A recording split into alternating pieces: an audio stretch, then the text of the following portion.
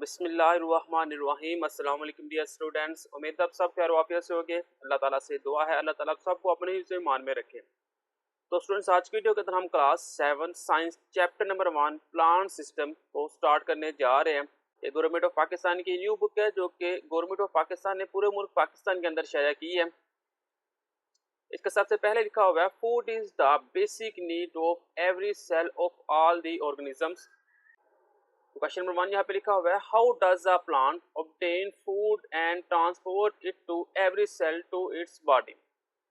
पौधा खुराक कैसे सेल करता है और अपने जिस्म के हर सेल तक कैसे पहुंचाता है। आपने इसका आंसर लिखना है, plants obtain food with the help of outgrowths of epidermal cell in plant root which absorb water and nutrients from the soil and transport with their help of xylem and phloem cell to the other parts of body। पौधे अपने जड़ों में एंडरमिल sales की मदद से खुराक हासिल करते हैं जो मिट्टी से पानी और गजाई अज़ा को जज़ब करते हैं और जाइलम और फ्लोएम सेल की मदद से पौधे के दूसरे हिस्सों तक पहुंचाते हैं। Next, what are the vascular bundle and their function in plants. Vascular bundle क्या है और पौधों में इनका क्या काम है। इसका आंसर है, vascular bundle are the system of consisting of xylem and phloem for conduction of water and transport of food in plants. Vascular bundle पौधों में पानी की तरसील और खुराक की नकलो हमल के लिए जाइलम और फोलियम पर मुश्तमिल निज़ाम है। नेक्स्ट हम चैप्टर नंबर 1 प्लांट सिस्टम की एक्सरसाइज को सॉल्व करेंगे। तो एक्सरसाइज के अंदर सबसे पहला क्वेश्चन है, water and dissolve salt are conduct from roots to leave by. पानी और इसमें हलशुदा नमकियात को जड़ों और पत्तों तक डैश के जरिए मुंतकिल किया जाता है। तो जवाब है जाइलम। सेकंड है, the innermost layer of cortex in the root. एक जड़ में कॉर्निक्स की सबसे अंदरूनी तह कहलाती है endodermis. What is required for photosynthesis in adding to light. रोशनी के अलावा फोटोसिंथेसिस के लिए क्या जरूरी है, carbon dioxide and water. Oxygen and dash are the product of photosynthesis. Oxygen और डैश फोटोसिंथेसिस में बनते हैं glucose. The products of respiration and carbon dioxide are. Respiration में बनने वाले प्रोडक्ट में कार्बन डाइऑक्साइड और डैश शामिल है और वो है water. The loss of water from aerial parts of the plants. पानी का पौधों के एरियल हिस्सों में से बुखारात बनकर उड़ना कहलाता है transpiration. Chlorophyll is present in. Chlorophyll मौजूद होता है मेसोफिल्स सेल्स के अंदर।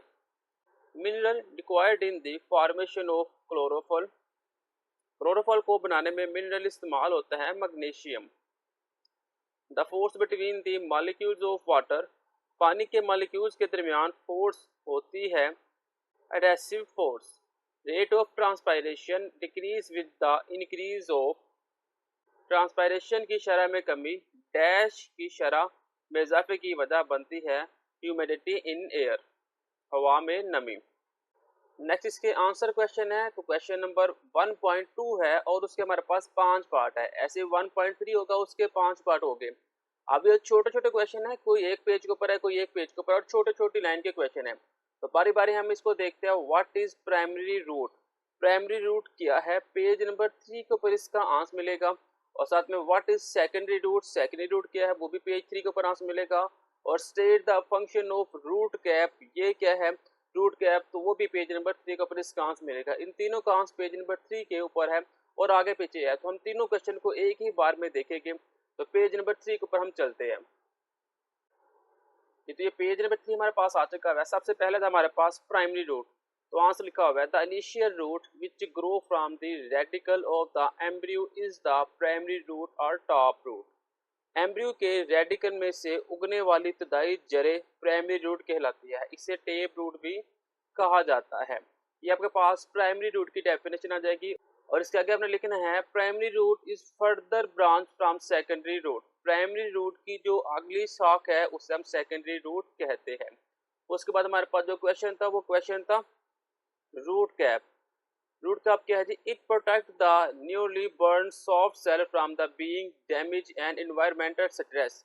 It enable roots tip to grow through soil. Root cap नए पैदा होने वाले नर्म सेल्स को नुकसान पहुंचते और माहौलियाती दबाव से बचाती है।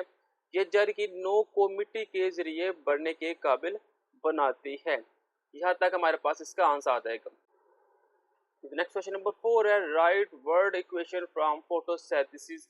आपने क्या करना है, आपने फोटोसिंथेसिस की लफ्ज़ी जो मसावात है वो आपने लिखनी है। पेज 8 के ऊपर इसका आंसर मौजूद है। तो ये पेज नंबर 8 है मेरे पास, ये फोटोसिंथेसिस है और ये इसकी मसावात है।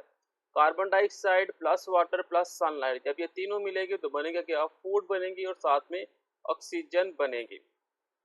ऐसे क्वेश्चन नंबर 5 है 1.2 का राइट वर्ड इक्वेशन आपने लिखनी है रिस्पायरेशन की। रिस्पायरेशन की आपने लफ्ज़ मसावात लिखनी है। तो ये पेज नंबर 11 के ऊपर इसका आंसर मौजूद है। तो ये पेज नंबर 11 है मेरे पास, इसके अंदर रिस्पायरेशन इन प्लांट्स लिखा हुआ है। उसकी मसावात ये है कि फूड प्लस जब ऑक्सीजन मिलेगी तो रिवर्स रिएक्शन होगा, कार्बन डाइऑक्साइड बनेगी, वही वाटर वही केमिकल एनर्जी। नेक्स्ट 1.3 है डिफ्रेंशिएट करना अपने root system and shoot system के ऊपर। अब रूट सिस्टम का आंसर आपको पेज नंबर 3 के ऊपर मिलेगा और शूट सिस्टम का आंसर आपको पेज नंबर 5 के ऊपर मिलेगा और जाइलम एंड फ्लोएम का आंसर भी पेज नंबर 5 के ऊपर मिलेगा। तो ये दोनों क्वेश्चन हम देखेंगे। सबसे पहले पेज नंबर 3 के ऊपर रूट सिस्टम देखेंगे, पेज नंबर 5 के ऊपर शूट सिस्टम, जाइलम और फ्लोएम। तो ये लिखा हुआ है root system. Roots are the underground part of the plants, forming a system specialized for absorption of water and minerals from the soil. Root system जड़ें पौधों के जेर ज़मीन हिस्से है जो मिट्टी से पानी और मदनियात को जज़ब करने के लिए एक खुसूसी निज़ाम बनाते हैं। ये मेरे पास आएगा रूट सिस्टम। और ये पेज नंबर 5 है मेरे पास, वहाँ पे शूट सिस्टम होना चाहिए। तो ये शूट सिस्टम है। The aerial parts of the plants such as stem, its branch, leaves, flowers and fruit etc. specialized for different functions make the shoot system. Shoot system क्या है जी, पौधों के ज़मीन से बाहर मौजूद हिस्से जैसे कि तना, इसकी शाखें, पत्ते, फल और फूल वगैरह जो मुख्तलिफ कामों के लिए मखसूस है शूट सिस्टम बनाते हैं। अब इसी पेज के ऊपर मेरे पास जाइलम और फ्लोएम की डेफिनेशन भी होगी। यहाँ पे अगर हम थोड़ा सा ऊपर आए तो यहाँ पे लिखा हुआ है xylem conduct water and minerals absorb from the roots to leave through the system. Xylem क्या करते हैं, पानी को जड़ों के जरिए जज़ब करके तने के जरिए पत्तों तक ले जाते हैं। Phloem transport food from leaves to roots and their parts of the plants. और फ्लोएम क्या करते हैं, वो खुराक को पत्तों से जड़ों और पौधों के दूसरे हिस्सों तक पहुंचाते हैं। नेक्स्ट 1.3 का क्वेश्चन नंबर 3 है डिफ्यूजन एंड ओस्मोसिस के मतलब आपने बताना है कि डिफ्यूजन क्या है और ओस्मोसिस क्या है। पेज 7 के ऊपर इसका आंसर मौजूद है। तो पेज नंबर 7 है, ये मेरे पास लिखा हुआ है movement of materials particle from the areas where they are more to the area where they are less is called diffusion.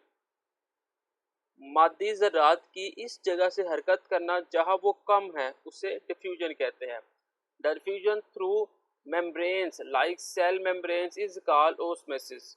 Membrane के जरिए डिफ्यूजन जैसे कि सेल के मेम्ब्रेन को ओस्मोस कहा जाता है। यहाँ तक आपका आंसर मौजूद है।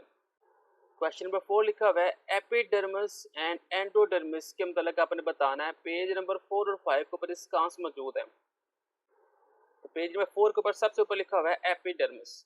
Epidermis is an outermost layer of thin walled cell having unicellular outgrowths called root hairs.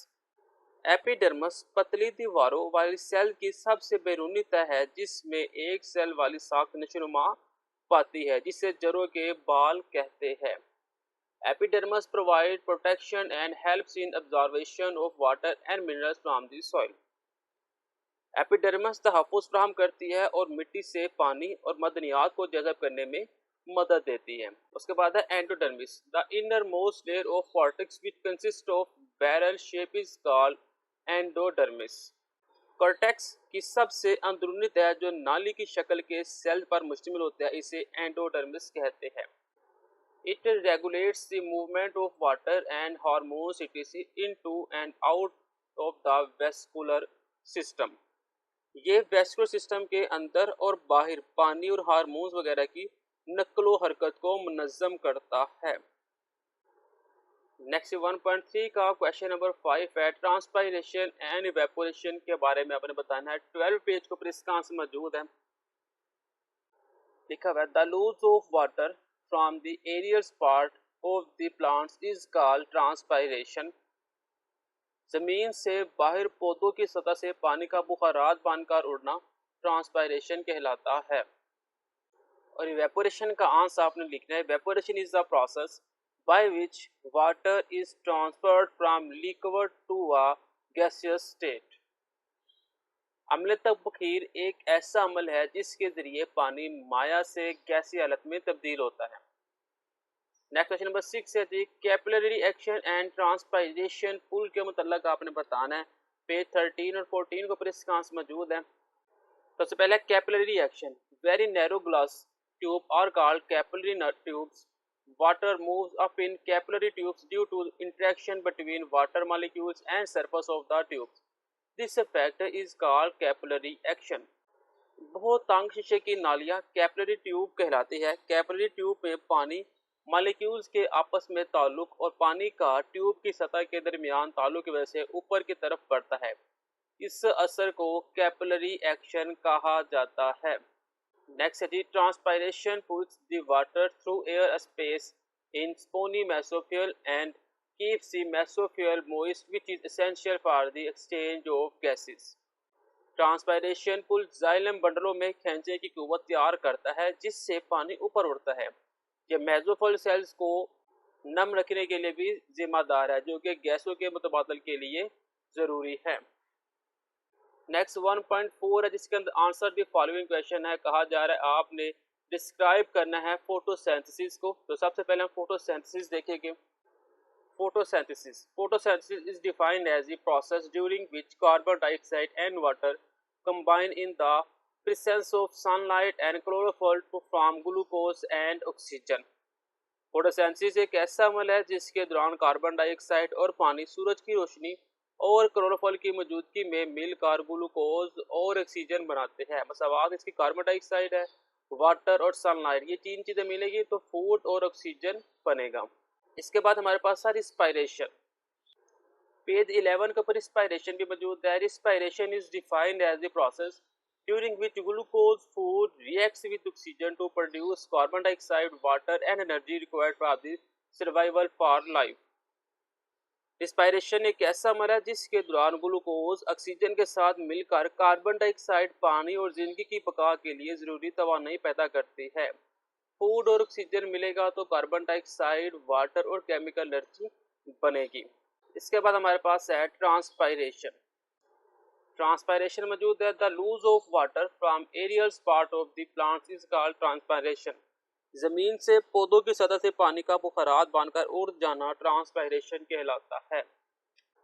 Next है जी draw and label the internal structure of the following. आपने ड्रा करना है और इनके लेबल बताने हैं इंटरनल स्ट्रक्चर के, जिसके अंदर रूट है, स्टीम है और लीफ है। पेज 4 के ऊपर इसका आंसर मौजूद है।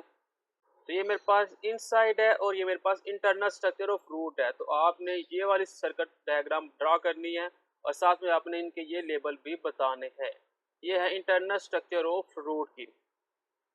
पेज नंबर 6 के ऊपर हमारे पास ये इंटरनल स्ट्रक्चर ऑफ सिस्टम भी मौजूद है जिसके अंदर आपकी ये वाली डायग्राम होगी। इंटरनल स्ट्रक्चर ऑफ रूट्स के लिए आपने ये वाली डायग्राम ड्रा करनी है, साथ में इसके लेबल आपने बताने हैं। इसी पेज के ऊपर हमारे पास इंटरनल स्ट्रक्चर ऑफ लीफ भी मौजूद है। आपने ये डायग्राम ड्रा करनी है और साथ में आपने ये जो नाम लिखे हुए हैं ये नाम आपने लिखने हैं। नेक्स्ट 1.4 का क्वेश्चन नंबर 3 है compare and construct the process of photosynthesis and respiration. Photosynthesis और रिस्पायरेशन के अमल का मुवाजना आपने करना है। पेज नंबर 12 के ऊपर इसका आंसर मौजूद है। Comparison and contrast between photosynthesis and respiration. सबसे पहले फोटोसिंथेसिस का लिखा हुआ है photosynthesis take place in green plants algae and some bacteria.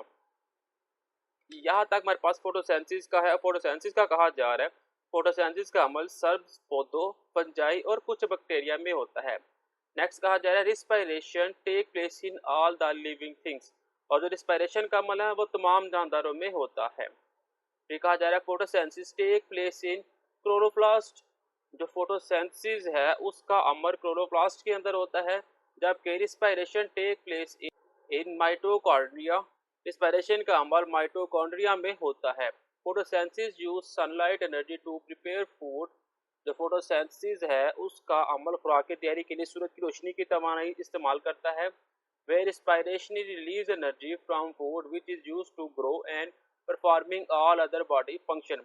जबकि रिस्पायरेशन का अमल खाने से तवानाई खारिज होती है जो कि नशोनुमा और जिस्म के दीगर तमाम अफ़आल को अंजाम देने के लिए इस्तेमाल होती है।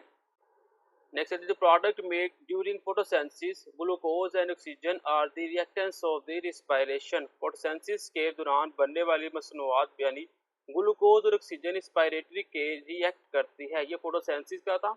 और द प्रोडक्ट ऑफ रिस्पायरेशन का क्या होता है? Carbon dioxide and water are the reactants of the photosynthesis.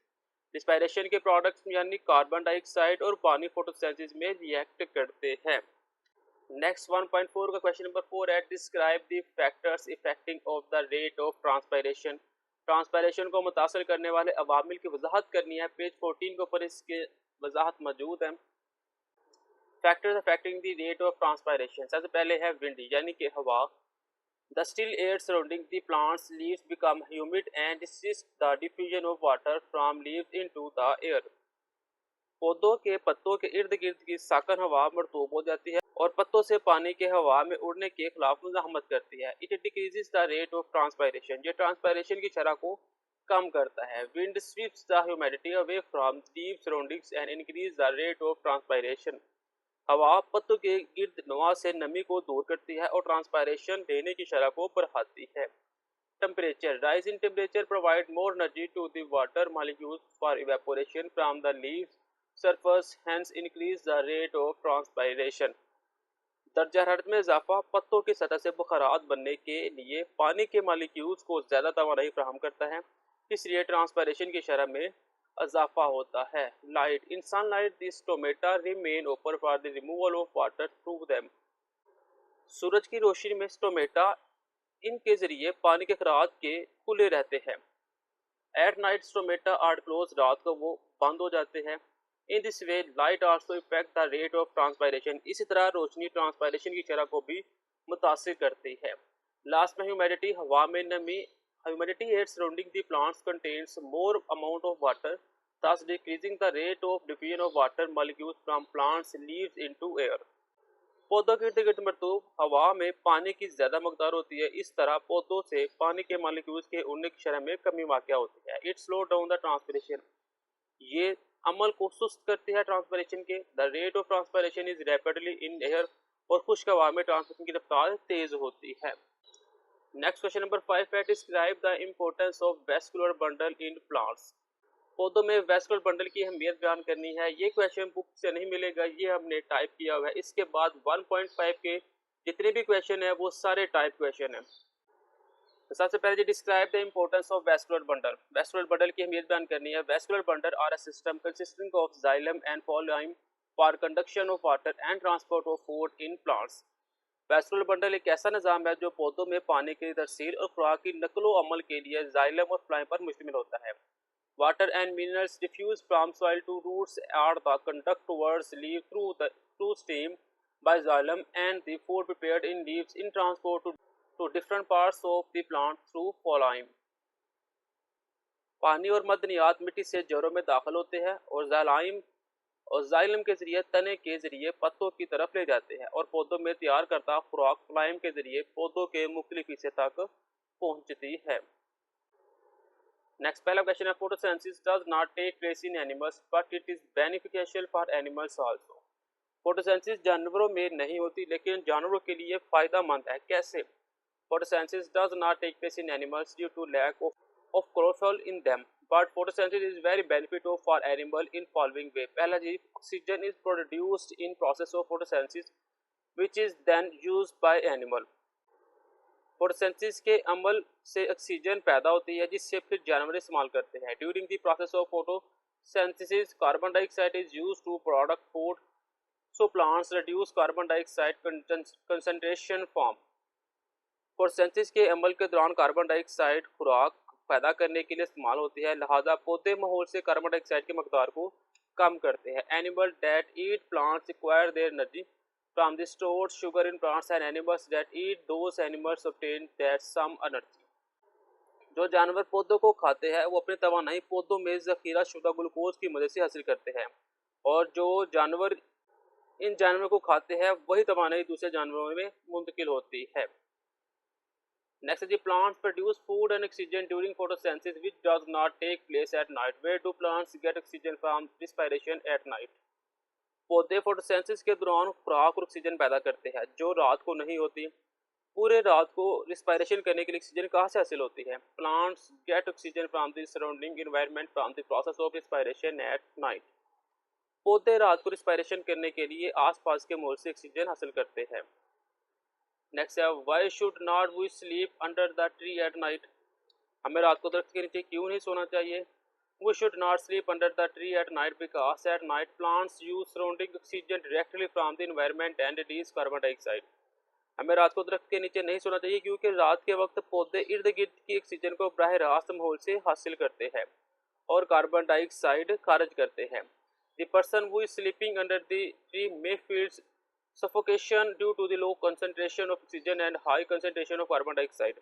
दरख्त के नीचे सोए हुए शख्स को ऑक्सीजन की कम मकदार और कार्बन डाइऑक्साइड की ज्यादा मकदार की वजह से घुटन महसूस हो सकती है।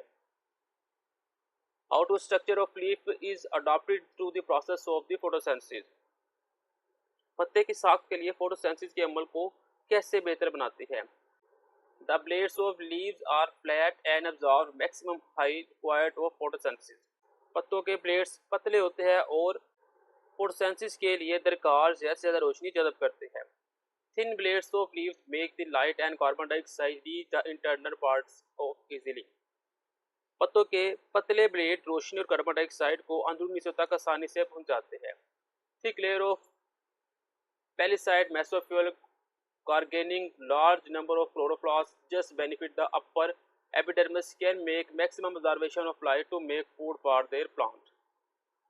Maximum air space among spiny mesosphere near the lower epidermis provide any passage for carbon dioxide to diffuse into cell containing chloroplast to facilitate photosynthesis. Neurons stomata in the lower epidermis absorb maximum carbon dioxide from the air needed for the photosynthesis. Division of the vascular bundle into small branches is expressed throughout the leaf makes a easy and maximum water supply needed for the photosynthesis. Next, why is transpiration important for plants? पौधों के लिए transpiration क्यों जरूरी है? पहला जी, cell the surface of the leaves and the surrounding as well allow the movement of minerals from the soil to the different parts of the plant, help in growth and development, control the temperature of the plant। पौधों के दर्जा हरारत को control करती है, बढ़ोतरी नशोनुमा में मदद करती है, पत्तों की सतह और इर्द गिर्द को ठंडा करती है। Describe the role of magnesium and nitrogen in plants nutrition। Magnesium is required by plants for the formation of chlorophyll। Chlorophyll की तश्कील के लिए पौधों को मैग्नीशियम की जरूरत होती है। It is helpful for the function of enzymes to produce carbohydrates and fats. ये कार्बोहाइड्रेट्स या चिकनाई पैदा करने के लिए एंजाइम्स के काम करने में मदद करती है। Its efficiency cases poor growth, yellowing and writing of and wilting of leaves. इसकी कमी नाकस नशोनुमा, पत्तों के जर और मुरझा जाने का सबब बनती है। नेक्स्ट, नाइट्रोजन है। Nitrogen in the form of compound dissolve in soil water is required by plants for making chlorophyll and amino acid. पौधे को नाइट्रोजन की इस मरकबात की शक्ल में इजाफा होती है जो कि मिट्टी में मौजूद पानी में पाए जाते हैं। Amino acid from proteins, chlorophyll is necessary for the photosynthesis, protons are necessary for growth, repair and other development and defensive functions. Efficiency in nitrogen make the leaves plants green or yellow. Its affect the rate of photosynthesis and growth in plants. Next, last question, we explore the natural rise of water based on principle of transpiration. Transpiration की असूल की बुनियाद पर पानी के कुदरती तौर पर ऊपर चढ़ने के अमल की वजाहत आपने करनी है। Transpiration is the water escape from the pores in leaves or streams. It develops function force in the xylem bundle casing the water rise up. Tall trees are having more surface area for transpiration case. Strong function force or transpiration pull on the water in the xylem bundle. The increased transpiration pull in all trees case the pull plant to absorb more water. Next 1.6 में कहा जा रहा है function of the following plants आपने बताना है जी। Roots root cell के मतलब बताना है अपने, स्टोमेटा का मतलब बताना है, और स्पोनी मेसोफिल जो कि टाइप है वो आपने बताना है। सबसे पहले हम रूट हेयर की तरफ जाएंगे। पेज 3 के ऊपर इसका आंसर मिलेगा। पेज नंबर 3 के ऊपर आंसर है root hair are thread like outgrowth of epidermis cell which increase the surface area of observation of water. जड़ों के बाल एपिडर्मस सेल्स के बढ़ते हुए धागे की तरह होते हैं जो पानी को जज़ब करने के लिए सतह के रकबे को बढ़ाते हैं। नेक्स्ट 8 पेज के ऊपर स्टोमेटा है। A large number of stomata in lower epidermis of leaf help in observation of carbon dioxide and release of surplus oxygen in the environment. पत्ते के निचले हिस्से में स्टोमेटा की एक बड़ी तादाद कार्बन डाइऑक्साइड को जज़ब करने में मदद करती है और माहौल में अज़ाफ़ी ऑक्सीजन खारिज करती है। नेक्स्ट ये स्पोनी मेसोफिल, ये हमारे पास टाइप क्वेश्चन है। तो स्पोनी मेसोफिल का आंसर है स्पोरी mesophyll cells are irregularly shaped having air space among them. Their function is to prepare food. Spongy mesophyll के सेल्स बेतरतीबी शक्ल के होते हैं जिनके दरमियान खला होता है, ये खाना तैयार करने का काम करते हैं। नेक्स्ट है internal structure and function of the following in plants. Root के मतलब आपने बताना है, स्टीम के मतलब बताना है और लीफ के मतलब बताना है। 4, 6 और 7 पेज के ऊपर इसका आंसर मिलेगा। सबसे पहले पेज नंबर 4 के ऊपर रूट की तारीफ देख लेते हैं। Internal structure of fruit. The main parts in the internal structure of fruits are epidermis, cortex, endodermis, vascular bundles, xylem and phloem. जड़ की अंदरूनी साख के हिस्से epidermis, cortex, endodermis, vascular bundle, xylem और फोलाइम है। The arrangement of these part जो कि शो इन फिगर के अंदर बताए गए हुए हैं, आपने उसमें ये दोनों फिगर्स को भी ड्रॉ करना पड़ेगा आपको। Epidermis is an outermost layer of thin water cells having unicellular outgrowth cell roots here. Epidermis provides protection and helps in absorption of water and minerals from the soil. Epidermis पतली दीवारों वाले sales की एक बैरूनी तह है जिसमें एक सेल पर मुश्तमिल बढ़ोतरी होती है जिसे जड़ों के बाल कहते हैं। एपिडर्मस तहफ़्फ़ुज़ फराहम करती है और मिट्टी से पानी और मदनियात को जज़ब करने में मदद देती है। Cortex. Inside the epidermis, many layers of thin-walled and rounded cell from cortex. Water and minerals absorbed by roots in epidermis are transported towards xylem through cortex for out to onward conduction to leaves. Epidermis के अंदर पतली दीवार और गोल sales की बहुत सी तह cortex कहलाती है। एपिडर्मिस में जड़ों के बालों के जरिए जज़ब किया जाने वाला पानी और मादनियात कॉर्टेक्स के जरिए जाइलम को मुंतकिल होता है। Next is endodermis. The innermost layer of cortex which consists of barrel shape called is endodermis. Endodermis की सबसे अंदरूनी तह जो नालिक शक्ल के सेल पर मुश्तमिल होती है इसे एंडोडर्मस कहते हैं। It regulates the movement of water and hormones into and out of vascular system. Vascular system. Xylem and phloem from the vascular system. Xylem conduct water and minerals absorbed from root to leaves through the system. Phloem transport food from leaves to roots and their parts of their plants. Next part, the stem. Stem is usually the aerial part of the plant. It provides supports to its branches, leaves, flowers and fruit etc. तना आमतौर पर पौधे का जमीन से बाहर वाला हिस्सा होता है। ये इसकी शाखों, पत्तों, फूलों और फलों वगैरह को सहारा देता है। Vascular bundle run through the stem leaves for the transport of material within the plant's body. Vascular bundle पौधों में तने से पत्तों की तरफ मवाद की नकलो हमल को यकीनी बनाते हैं। A sketch of internal structure of stem is self-explanatory with regards to the arrangement of different tissue in the plants. आपने ये डायग्राम बनानी है और ये जो डायग्राम है इंटरनल स्ट्रक्चर ऑफ स्टेम की डायग्राम है। उसके बाद leaf, stem and it's branch bear leaves. Leaves are the organs which are well exposed to light and well adapted for preparation of food during photosynthesis.